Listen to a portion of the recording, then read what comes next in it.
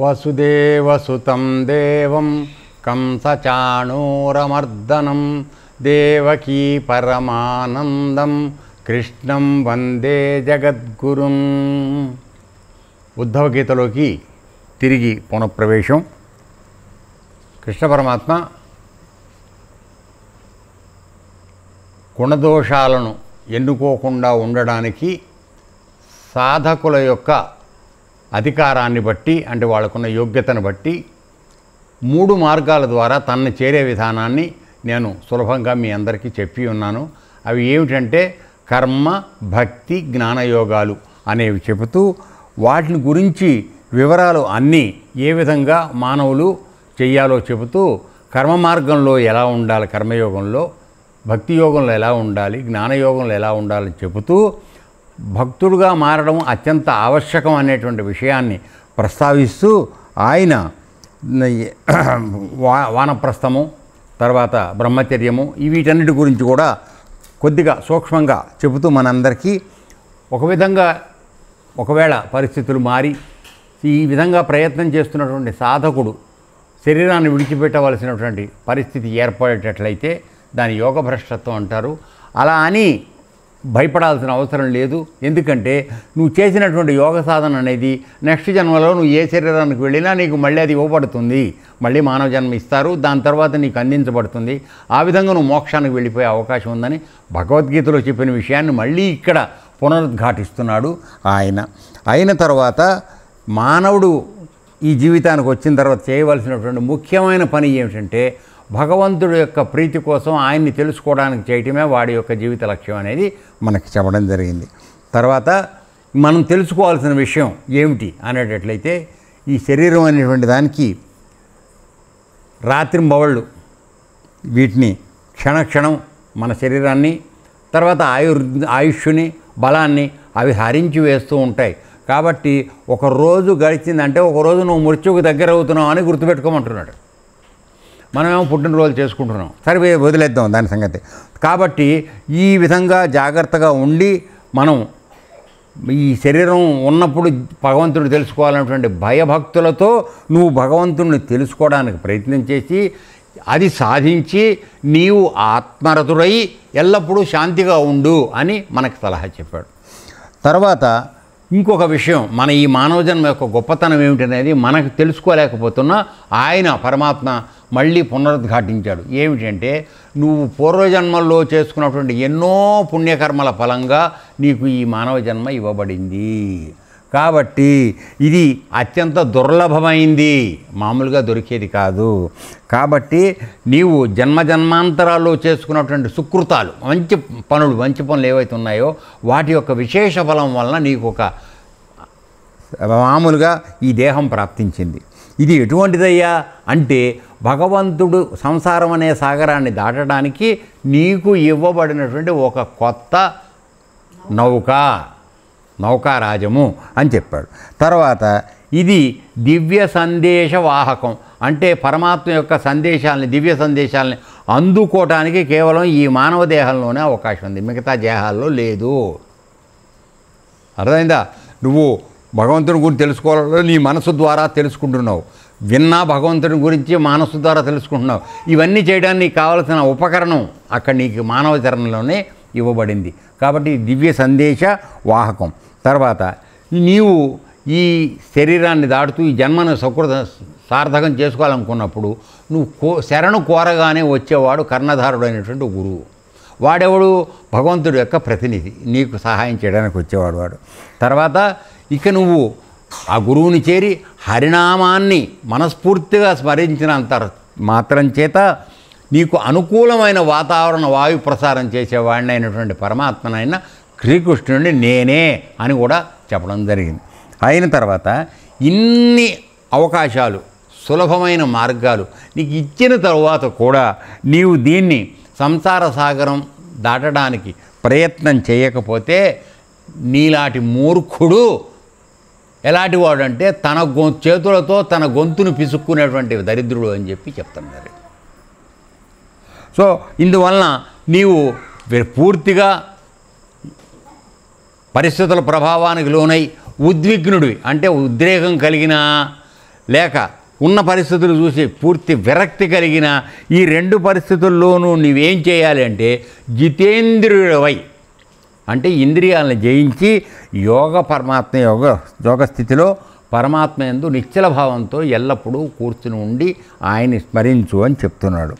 అయితే నువ్వు అంత అనుకున్నప్పటికీ నీకున్న మనసున్నదే అత్యంత చంచలమైనది. అది ఏం చేస్తూ ఉంటుంది, నీకు అటు ఇటు పరిగెడుతూ ఉంటుంది. కాబట్టి నీవు మాట వశంలోకి రాదు. అటువంటి దాన్ని నువ్వు పట్టుదలతో పట్టుకొని దానిని లాలించి బుజ్జగించి ఓదార్చే మాటలు చెప్పి మంచిగా తన వశంలోకి తెచ్చుకోవాలి అని అంతవరకు మనం నిన్న చూసాం. ఏమిటంటే కాబట్టి ఇక్కడేమిటి, ఇది అయిన తర్వాత సుమతి అంటే మంచి మతి కలిగిన వాడు ఎవడైనా సరే ఇంద్రియాలని ప్రాణాలని తన వశంలో ఉంచుకోవాలి. అనగా మీకు ఇక్కడ చెప్పబడుతున్నటువంటి తారక యోగం ఏదైతే ఉందో ప్రాణాలని వశం చేసుకోవడం, వాయు రూపంలో ఉన్నటువంటి ప్రాణాలని వశం చేసుకుని నీ అధీనంలో నీవు కావలసిన విధంగా నడుపుకునే విధానం నేర్పడుతోంది. ఆ విధంగా తారక యోగాన్ని ఆయన కొద్దిగా చెప్తున్నాడు. తర్వాత మనోగమనాన్ని క్షణక్షణం వీక్షిస్తూ దాన్ని నియంత్రణలో ఉంచుకోవాలి. ఇలా చేయడం అనేది అమనస్క యోగంలో మీకు చెప్పబడుతోంది. సో ఇక్కడ వాటిని ఆ పేరు చెప్పకుండా సాధకుడు ఏ విధంగా నన్ను చేరాలి అనేదానికి మార్గాలు చెప్పడం జరుగుతోంది. ఇప్పుడు ఇక్కడికి వచ్చేటప్పటికీ ఇవాళ ఏం చెప్తున్నాడు, ఇంకో ఉదాహరణ చెప్తున్నాడు. మన మనసు ఒక పొగరబోతు గుర్రం వంటిది. ఎటువంటిది? మనసు ఒక పొగరబోతు గుర్రం. పొగరబోతు గుర్రం అంటే తెలుసా? వాడిని దాని మీద ఎక్కనివ్వదు స్వారీ చేయడానికి. గుర్రాన్ని స్వారీకి ఉపయోగించేటప్పుడు గుర్రం రైతు మాట వినదు. రౌతు దాన్ని అదిరించేవాడు ఎవడైతున్నాడో వాడు రౌతు మాట వినదు. తన పోకడ, తన ప్రవర్తన, తన స్వతంత్ర ప్రవృత్తి ప్రదర్శిస్తూ ఉంటుంది. చూడండి, దాని పోకడ దానిదే, అంటే మనసుది. తర్వాత దాని ప్రవర్తన దానిదే. తర్వాత అది అత్యంత స్వతంత్రమైనది, ఎవరి మాట వినదు. అర్థమైందా? ప్రదర్శిస్తుండే తన ఇష్టం వచ్చినట్లు నడవాలి అనుకుని యజమాని మాటను టలాయిస్తుంది. సో నువ్వు గుర్రం ఎక్కాలని చెప్పండు, నేను వెళ్ళిన విధంగా వెళ్ళాలి తప్ప నువ్వు చెప్పిన విధంగానే వెళ్ళను అనేటువంటి దృష్టిలో ఉంటుంది అది. తర్వాత తలాయిస్తుంది, బుకాయిస్తుంది అని ఎదురు తిరుగుతూ ఉంటుంది. తర్వాత రౌతును కింద పడేయాలని కూడా చూస్తుంది. డ్యాన్స్ చేస్తుంది, అది గజల గుర్రంలాగా డ్యాన్స్ చేసి వాడిని కింద పడేయడానికి ప్రయత్నం చేస్తుంది. తర్వాత అయినప్పటికీ యజమాని దానిని విడవకుండా అదిరించి బెదిరించి దువ్వి బాగా జూలు మీద ఎట్లా అని దువ్వుతూ ఉండాలి. దువ్వి తన స్వాధీనంలోకి తెచ్చుకొని దానిపైన స్వారీ చేస్తాడు. ఎంత తిప్పలు పడితే మనసు ఆ గుర్రం దోవలోకి వచ్చినట్టుగా ఇది మనస్సు దారిలోకి వస్తుందో చూడండి. అర్థమైందా? తర్వాత అదిరించాలి, బెదిరించాలి, తర్వాత నెమ్మదిగా దువ్వాలి. సో ఇవన్నీ చేస్తే కానీ అది తోవలోకి రాదు. తర్వాత అప్పుడు ఇన్ని పనులు చేస్తే నలుగురిలో విజయం సాధిస్తాడు. ఈ గుర్రాన్ని నేను అధిరోహించాను అని. అర్థమైందా? తిప్పలు పడిన తర్వాత. అంతేగాని మొట్టమొదటిగా గుర్రం మాట విందు. అలాగే నీ మనసు కూడా. ఓకే. తర్వాత అట్లాగే సుబుద్ధి అంటే మంచి బుద్ధి గలవాడు మనస్సును మెల్లమెల్లగా అభ్యాసం చేసి స్వాధీనం చేసుకుని దానిపై విజయం సాధించాలి. ఈ విషయం మీకు ఆల్రెడీ చెప్పడం జరిగింది. ఏమిటి అంటే మొట్టమొదట్లో మానవులందరికీ కూడా మనస్సు విపరీతమైనటువంటి స్వతంత్ర భావాలు కలిగి బుద్ధి చెప్పినటువంటి సలహాలని వినదది. ఈ నాలుగు కలిసే లోపల ఉన్నాయి, అంతఃకరణ అంటారు. మనసు, బుద్ధి, చిత్తం, అహం. ఓకే. ఈ బుద్ధి అత్యంత బలహీనంగా ఉంటుంది. జ్వరం పడి టైఫాయిడ్ వచ్చిన పేషెంట్ లాగా ఉంటుంది మొట్టమొదట్లో. కానీ దురదృష్టం ఏంటంటే అటువంటి బలహీనమైన బుద్ధికి భగవంతుడి తోడ్పాటు ఉంది. ఆయన ఎందుకు పెట్టుకున్నాడు బుద్ధిని అంటే మానవ జన్మకు వచ్చిన తర్వాత కేవలం బుద్ధిలోనే నువ్వు చేయవలసిన పని మంచిదా కాదా అని తెలుసుకునేటువంటి నీకు విచక్షణా జ్ఞానాన్ని మానవ జన్మలోనే ఇచ్చాడు. నీకు ఆ జ్ఞానాన్ని ఇచ్చాడు కనుక ఆ జ్ఞానానికి అధిపతి పరమాత్మ. అందుకని బుద్ధితో ఆయనకి సంబంధం ఉంది, మిగతా వాటితో లేదు. లేదు అంటే అన్నీ ఆయన చేతిలో ఉన్నాయి. కానీ ఆయన నుంచి ఏదైనా రావాలంటే బుద్ధి ద్వారా మనకు రావాలి. ఆ బుద్ధిలాగా ద్వారా రావడానికి ఎప్పుడు వస్తాడు ఆయన? నీలో ఉన్నటువంటి బుద్ధి మనస్సుని లొంగ తీసుకుని తాను బలంగా తయారైనప్పుడు అప్పుడు పరమాత్మ యొక్క నీ అనుగ్రహం. అర్థమవుతుందా? కాబట్టి ఇప్పుడు మనమందరం ఏం చేస్తున్నాం? మనసు మాట వింటున్నాం. మనసు మాట విన్నప్పుడు మనస్సు చిత్తము కలిసి ఇది చేద్దాము అంటే అహమేమో చేసేద్దాం పదమని బయలుదేరుతుంది. సో ఇది లోపల చిన్నగా పీ పీ అని అరుస్తూ ఉంటుంది బుద్ధి. వద్దు చెయ్యొద్దు, వద్దు చేయొద్దని చెప్పి నీ అందరికీ వస్తుంది. నువ్వు చేసే తప్పు పని అని అందరికీ తెలుసు. అయినా మనం దాన్ని సర్దేస్తాం, నొక్కేస్తాం. నొక్కేసి మనం చెప్పినట్టు చేసుకుంటూ పెడతాం. అలా ఎంతకాలం అయితే నువ్వు చేస్తున్నావో అంతకాలం పరమాత్మ దొరికే అవకాశం లేదు. అర్థమైందా? ఇప్పుడు ఇందులో ఏం చెప్తున్నాడు వినండి. సుబుద్ధి అంటే మంచి బుద్ధి కలిగిన, అంటే బుద్ధి సరిగా ఉన్నవాడు. మనకు కూడా ఉంది బుద్ధి, కానీ అది సుబుద్ధి మాత్రం కాదు, దుర్బుద్ధి. అలా అని పూర్తిగా అనలేను, కానీ సుబుద్ధి మాత్రం కాదు. ఓకే, మనస్సును మెల్లమెల్లగా అభ్యాసం ద్వారా స్వాధీనం చేసుకుని ఈ పైన చెప్పిన విధంగా బుద్ధగించి లాలించి దువ్వి ఇవన్నీ చేసుకుంటూ దోవలోకి తెచ్చుకుని దానిపై విజయం సాధించాలి. ఎవరి మీద? మనస్సు మీద. మనస్సు మీద చేసుకుంటే అప్పుడు నీకున్న బుద్ధి సుబుద్ధి అవుతుంది. ఆ బుద్ధికి పరమాత్మ యొక్క అనుగ్రహం తోడైనప్పుడు అక్కడ పరమాత్మ నీకు దదామి బుద్ధి యోగం అని భగవద్గీతలో చెప్పినట్టుగా నీకు బుద్ధిని యోగింపజేయడం. అంటే బుద్ధి యోగం అంటే అర్థం ఏమిటి? ఇక్కడ తన యొక్క బుద్ధిని పరమాత్మలో లీనం చేసుకునేటువంటి విధానం నీకు చెప్పబడుతుంది. అప్పుడు నీ వాసనలన్నీ పోతాయి, బయట ఇంద్రియాల ప్రభావాలన్నీ తగ్గిపోతాయి. నువ్వు ఏకాగ్రతతో అక్కడికి ఆయనకి దగ్గరికి వెళ్ళటానికి సిద్ధమవుతావు. అప్పుడు మాత్రం నువ్వు అంత ట్రైనింగ్ తీసుకుంటే అప్పుడు ఆయన నీ దగ్గరికి వస్తాడు. నువ్వు ఏ ట్రైనింగ్ తీసుకోకుండానే ఆశ్రమానికి వచ్చాను కనుక నాకు పీఠాధిపత్యం కావాలంటే రాదు. అర్థమైందండి? సో అది సంగతి. తర్వాత ఇదే పరమయోగాభ్యాస ఫలం. ఇప్పుడు ఆశ్రమంలో మీకు యోగాభ్యాసం చెబుతున్నటువంటి ఫలము ఏమిటంటే నీ బుద్ధి వికాసం అవ్వాలి, బలంగా తయారవ్వాలి. మిగతా 3 అంతఃకరణలో ఉన్నటువంటి మనస్సు, చిత్తము, అహాన్ని మూడింటిని లొంగ తీసుకుని నీవు బుద్ధి యొక్క ఆలోచనతో సజావైన మార్గంలో ప్రయాణించడం నేర్చుకోవాలి. అది జరిగినప్పుడే పరమాత్మ యొక్క అనుగ్రహానికి మనం పాత్రులం అయ్యేటువంటి అవకాశం ఉందని చెప్తున్నాడు.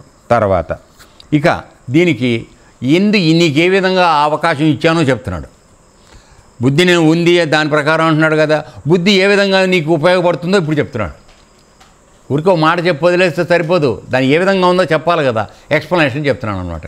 ఏమిటి?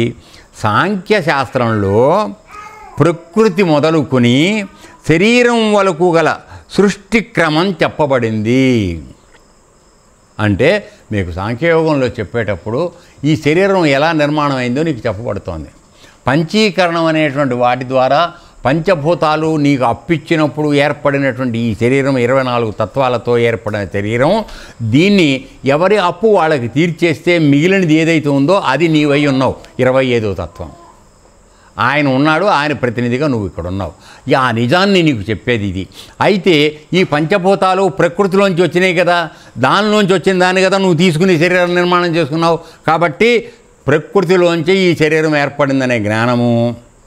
కాబట్టి ఈ శరీరాన్ని ప్రకృతితో సమానం చేసుకునేటట్లయితే ప్రకృతిలో మార్పులు జరిగినట్టుగానే నీ శరీరంలో కూడా మార్పులు జరుగుతున్నాయి. ప్రకృతిలో ఒక చెట్టు చచ్చిపోయినట్టుగానే నీ శరీరం కూడా ఒక రోజు చచ్చిపోతావు. కాబట్టి ఇది అనిత్యము అనేటువంటి జ్ఞానం నీకు కలగటానికి సాంఖ్యయోగంలో నీకు చెప్పబడుతుంది. అంటే నువ్వు అడగచ్చు, గురువుగారు నన్ను ఊరికే ముక్కులు కొట్టుకుంటూ యోగం చేసి కళ్ళు మూసుకు కూర్చోమని చెప్పావు కానీ ఇవన్నీ వివరంగా చెప్పలేదు కదా అని. నువ్వు ఆలోచించి అడిగితే నీకు చెప్తాను. అర్థమైందా? తాడి చెట్టు ఎక్కేవాడికి ఎంతవరకు తోస్తాంరా మనం? మా చేతులు అందే వరకు తోస్తాం. ఆ పైన పాకటం నువ్వు నేర్చుకోవాలి. నువ్వు ఇది చేయమన్నప్పుడు చేస్తున్నప్పుడు ఎందుకు చేస్తున్నానన్న సందేహం నీకు రావాలి, అడగాలి. ఏరా ఏమన్నా కనపడిందా? ఏమీ కనపట్లేదు గురువుగారు. అంటే అర్థం ఏమిటి? నీ మనసు ఏమాత్రం దాని మీద లగ్నం అవ్వటల్లా. ఏదో గురువుగారు ఏడుస్తాడు కనుక ఎదురుకుండా కూర్చొని కాసేపు ఇటిట్టా అని వెళ్ళిపోదామనే ఉద్దేశంలో ఉంటున్నాం. అలా వచ్చేస్తుందని మనం అనుకుంటున్నాం. ఇది అన్యాయం, అవదు. ఎప్పుడు వస్తుందని చెప్పాడు? ఇప్పుడు నీకు సుబుద్ధిగా నువ్వు మారినప్పుడు వస్తుందని చెప్పాడు. మనసు ఆధీనంలో నువ్వు ఉన్నంతకాలం అది దొరకదు. అర్థమైందన్న? సో వీటన్నీ కూడా మూలం ఎక్కడుంది? సాంకేతిక యోగంలో నీకు చెప్పింది ప్రకృతి ఉంది. ఆ ప్రకృతి ఆయన అధీనంలో ఉంది. దానిలోంచి వచ్చినటువంటి పంచభూతాలు, వాటితో ఈ శరీరం ఏర్పడింది. కాబట్టి ఇది అది లింకు రెండు ఉండేవి కావు, మార్పుకు లోనయ్యేవి, అశ్వరమైనవి ఇవి. ఈ జ్ఞానాన్ని నువ్వు నీ యొక్క అవగాహనతో లోపల యోగం చేసేప్పుడు ఆలోచించాలి. అన్నీ నీకు చిన్నపిల్లాడికి అన్నం కలిపి నెయ్యి వేసి అది చేసి అన్నీ కలిపి పెట్టినట్టుగా నీకు 70 ఏళ్ళు వచ్చినా ఇదే చెప్పాలా? ఎరా నాన్న, నీకు ఇంతలా బుర్ర ఉంది కదా, చెట్టు కిందకి వెళ్ళంగానే ఇంతంత పెద్ద రాజకీయాలు మాట్లాడతావు కదా, మరి ఇదంతా ఆలోచించలేవా? ఏనన్నా ఆలోచించండి. నేను విమర్శించడం లేదు, ఎందుకంటే మనకు ఇచ్చినటువంటి తెలివితేటలను మనం వాడుకోవటం లేదు. బుద్ధి, తెలివితేట అంటే బుద్ధి, అది సుబుద్ధిగా మారటంలా. మంది బుద్ధి ఉంది అంతే, సుబుద్ధిగా మాత్రం మారట్లేదు. సుబుద్ధిగా ఎప్పుడవుతుంది?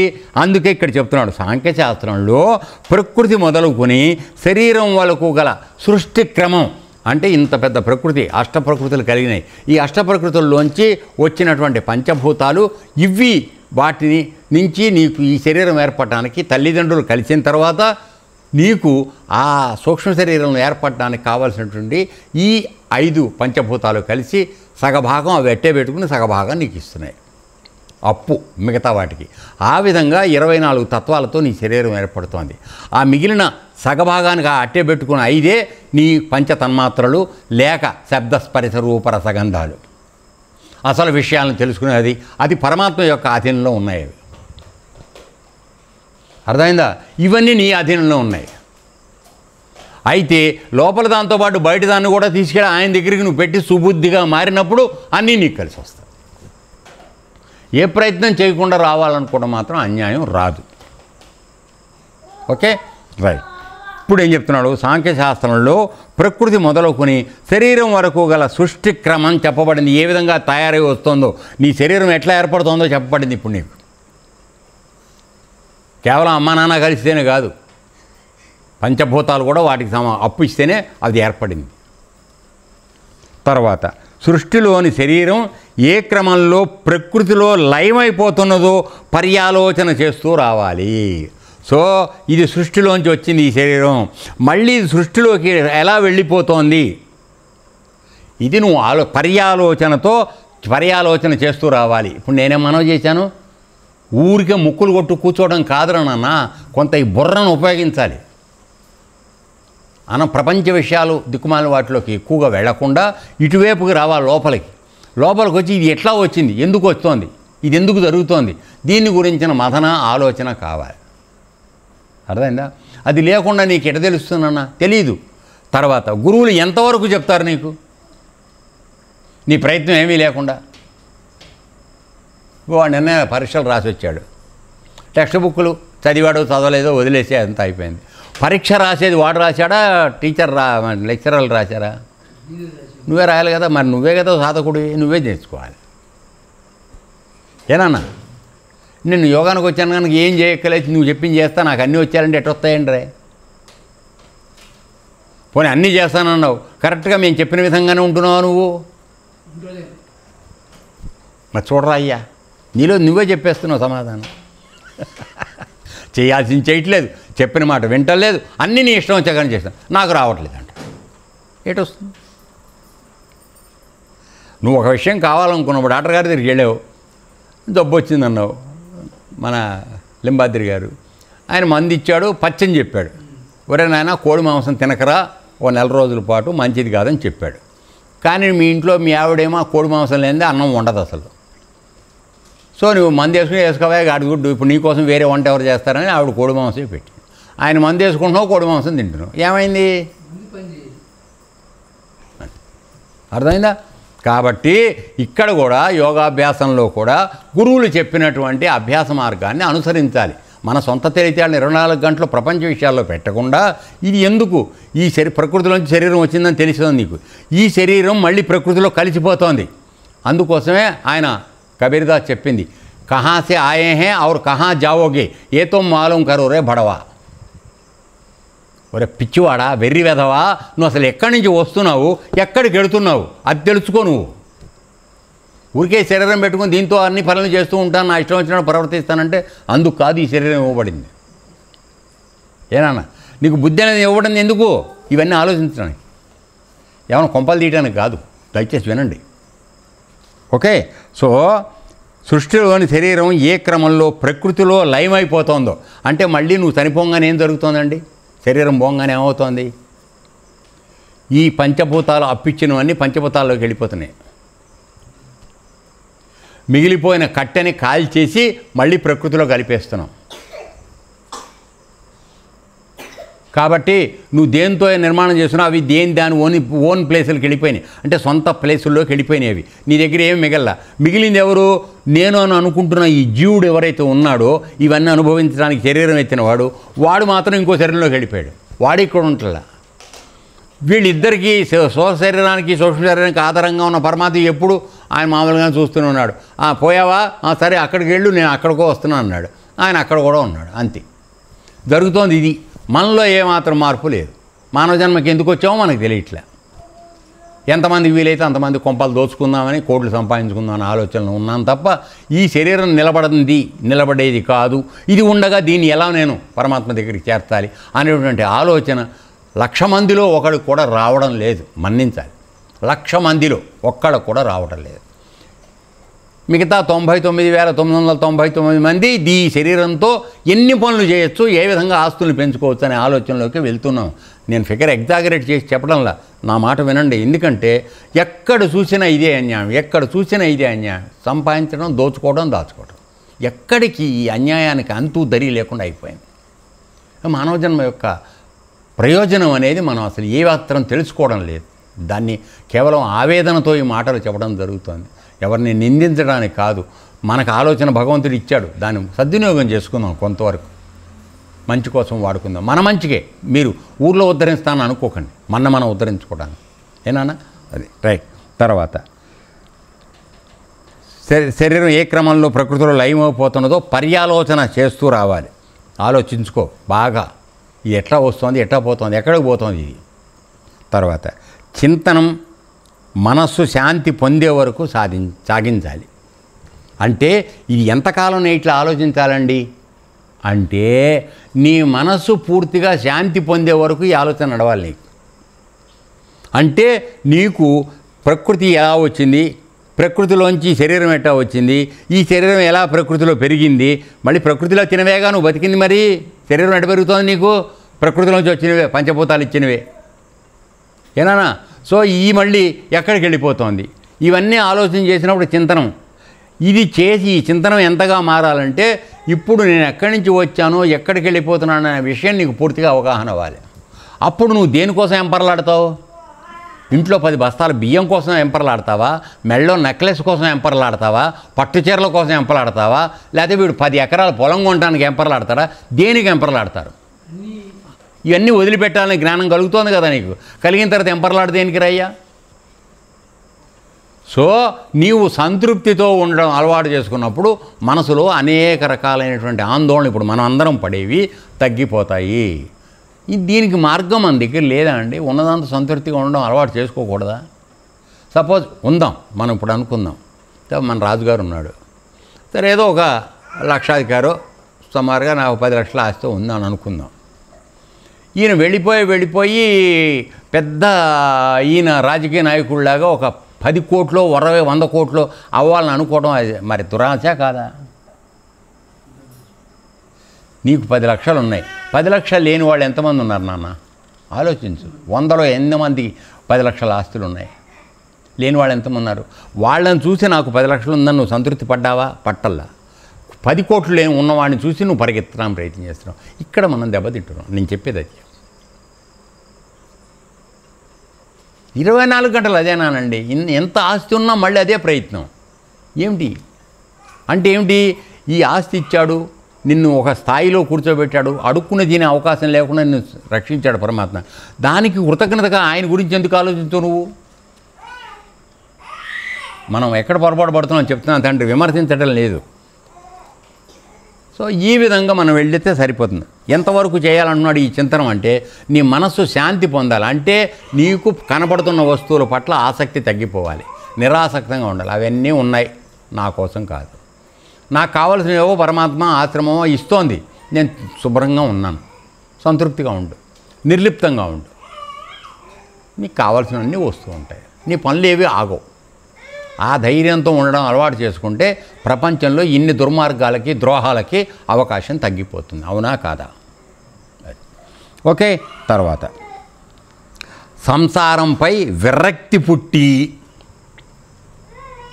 ఇంటికి వెళ్ళగానే ఆవిడ పట్టుచీర తెస్తానో తేలేదు, నగలు తెస్తానో తేలేదు,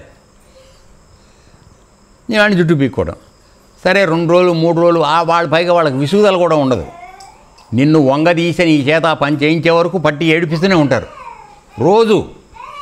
సో అప్పుడు ఏం చేస్తాడంటే వీడు ఏదో పని చేసి సంపాదించి తీసుకొచ్చి పెడతాడు. సరే దాని తర్వాత జైలుకి వెళ్ళటం అట్లాంటివి ఏవో జరుగుతుంటే అది వేరే సంగతి. తర్వాత నీకు మొట్టమొదటగా ఈ ఆసక్తి సంపాదించుకోవాలి, ఎంత ఉన్నా లేకుండా అశాంతిగా ఉండటం ఎప్పుడు జరుగుతుందంటే నీకు సంసారం మీద విరక్తి రావట్లా. విరక్తి అనగానే భార్యను వదిలేయమని అర్థం కాదు దయచేసి. ఎందుకంటే ఒక మాట చెప్పగానే నన్ను వంగ చేయడంలో మనం నిష్ణాతులం. విరక్తి జ్ఞానం. విరక్తి, సంసారం మీద విరక్తి అంటే అనురక్తి తగ్గించుకోమని అర్థం. విరక్తి అంటే అనురక్తి తగ్గించుకో, అదే కావాలి, ఇది కావాలి, అది కావాలి. ఆ ఎంపర్లాట వద్దు. ఉన్నది నడుస్తోంది, నడవని. నీకు అవసరం అనుకుంటే నమ్మాల్సింది ఏమిటి? నాకు ఈ ఫలానా వస్తువు ఇప్పుడు ఇది నాకు కావాలి అనుకుంటే నాకు అవసరమైతే పరమాత్మ ఇస్తాడు అనే నమ్మకంలో నువ్వు ఉండగలవా? ఉండట్లా.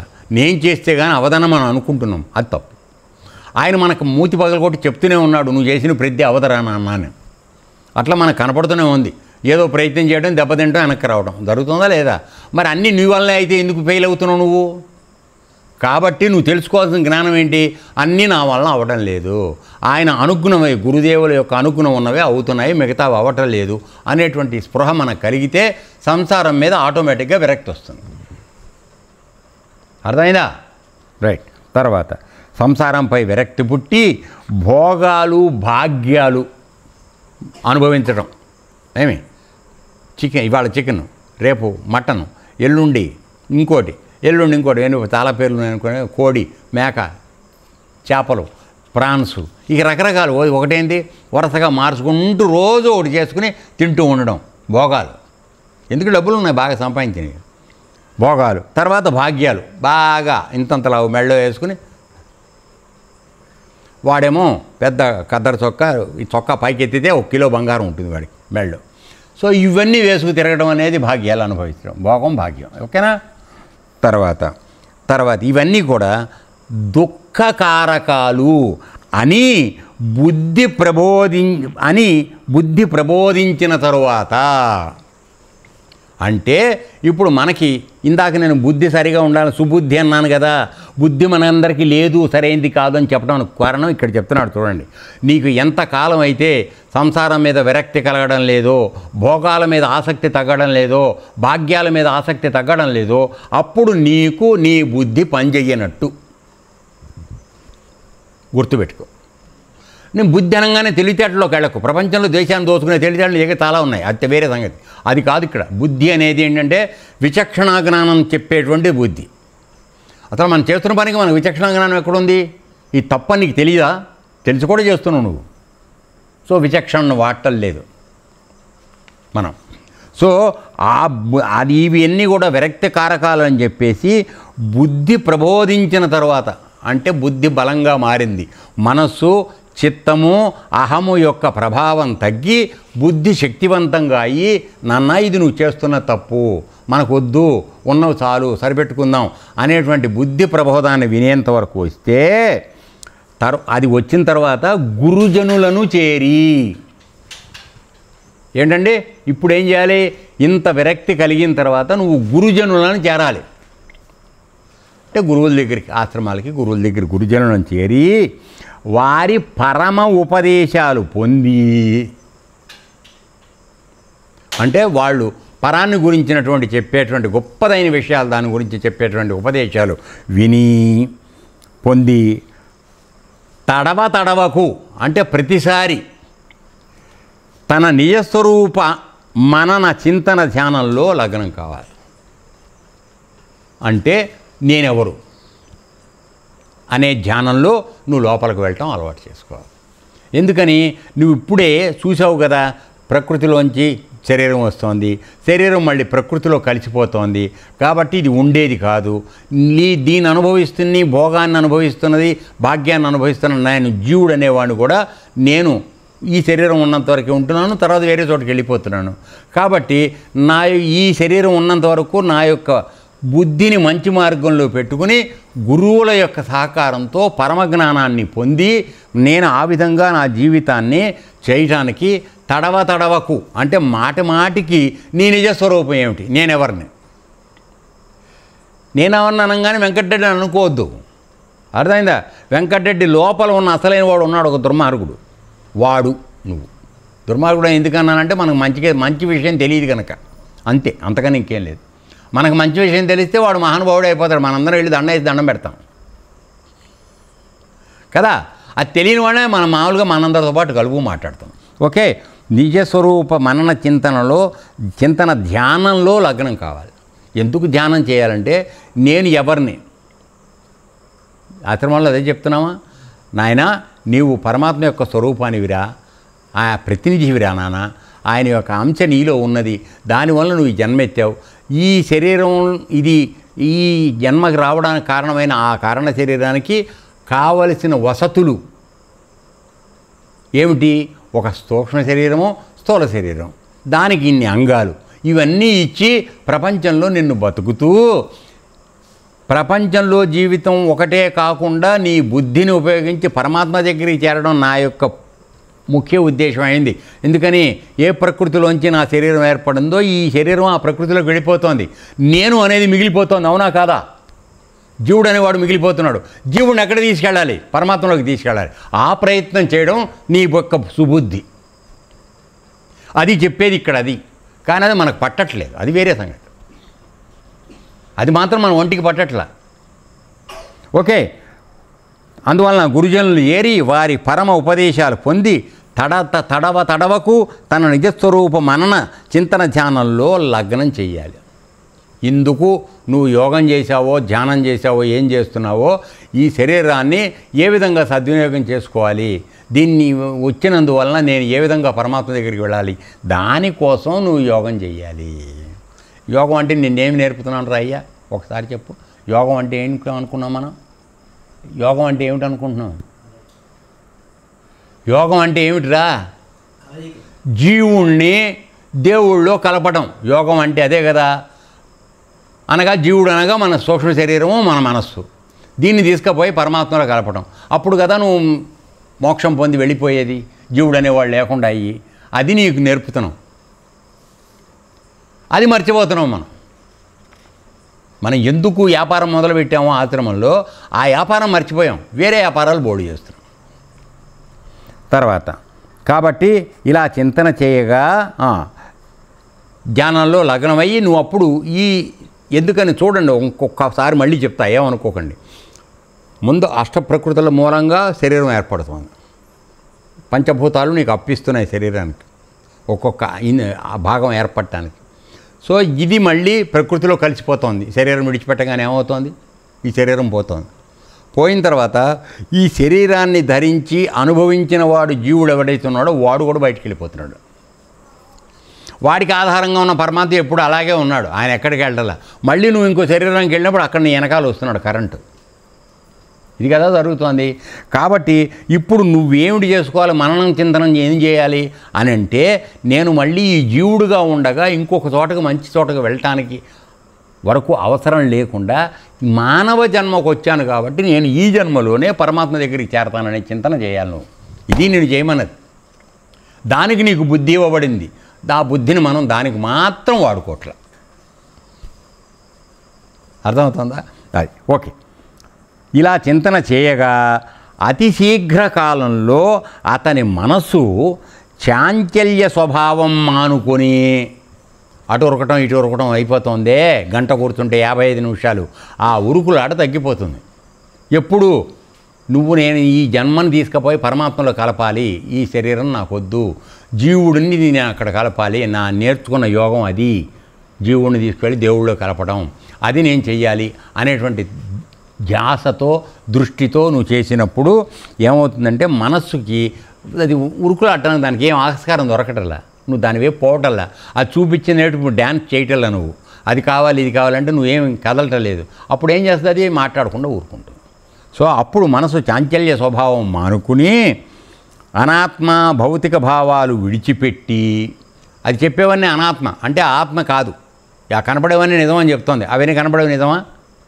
ఇప్పుడు అక్కడ పెట్టుకున్న పరుపు చుట్టలన్నీ ఉన్నాయి, ఎప్పుడు ఉన్నాయా? రేపు తర్వాత 4 ఏళ్లకు ఇంకా నేను మారిపోయాను అనుకో, మళ్ళీ పాత శిష్యులు కొంతమంది వస్తే ఆ పరుపులు కూడా లేపుకెళ్ళిపోతారు. అయింది కదా ఆశ్రమంలో. అంటే ఉదాహరణ కోసం చెప్తున్నాను రా, అనుభవమే కదా మనం చెప్పుకోవాలి కదా, అందరు అలా చేస్తారంటలా. అట్లాంటి వాళ్ళు వస్తే ఈ పరుపులు వెళ్ళిపోతాయి. అప్పుడు ఏమైంది, నిన్న లేదు ఇవాళ ఉన్నది రేపు ఉండదు. మన శరీరం కూడా అంతే. పరుపుల ఉదాహరణ ఏం చెప్పినా మన శరీరం కూడా అంతే. సో ఈ అనాత్మ బుద్ధి ఉన్నది ఆత్మ ఒకటే, అది ఎప్పుడూ ఉంది.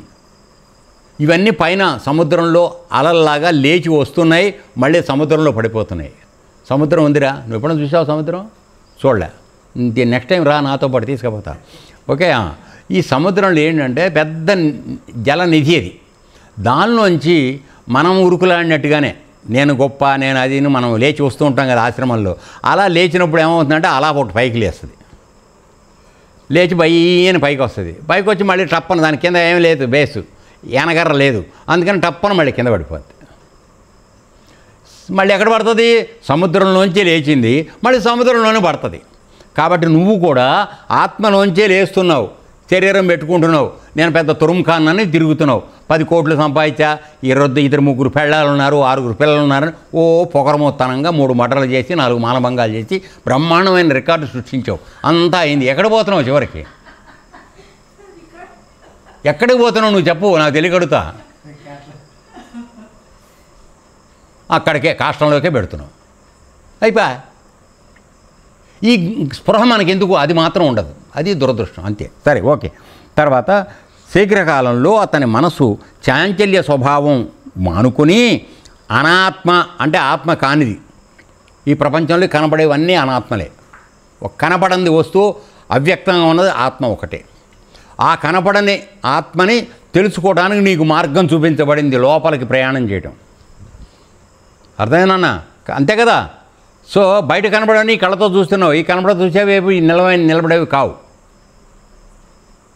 ఇవాళ ఉంటుంది రేపు ఉండదు, అయిపోయా. కానీ ఈ దీనికి అంతటికీ ఆధారంగా ఉన్న పరమాత్మ ఇప్పుడు ఏ చలనం లేకుండా మార్పు లేకుండా ఉన్నాడు.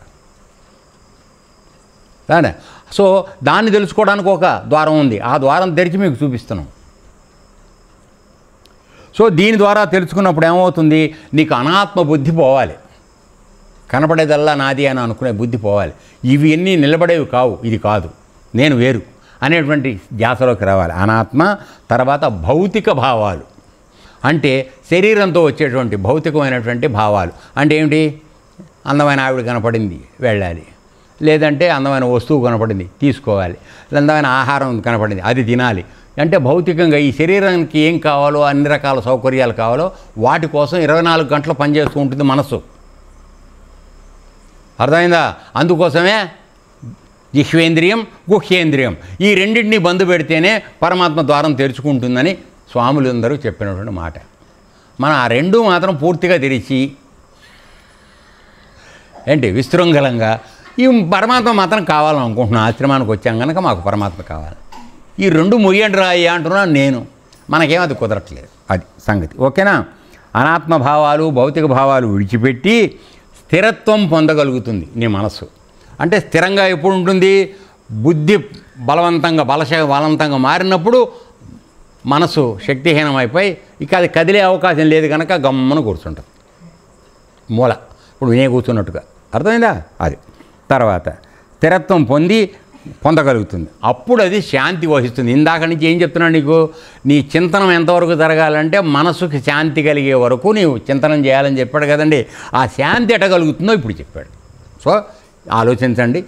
ఈ ప్రయత్నం ఏం చేస్తారో చూద్దాం, తర్వాత మన ప్రయత్నం మనం చేద్దాం. ఓకే, ఏతత్సర్వం శ్రీకృష్ణార్పణమస్తు. ఓం తత్సత్. శ్లోకా సమస్తా సుఖినో భవంతు.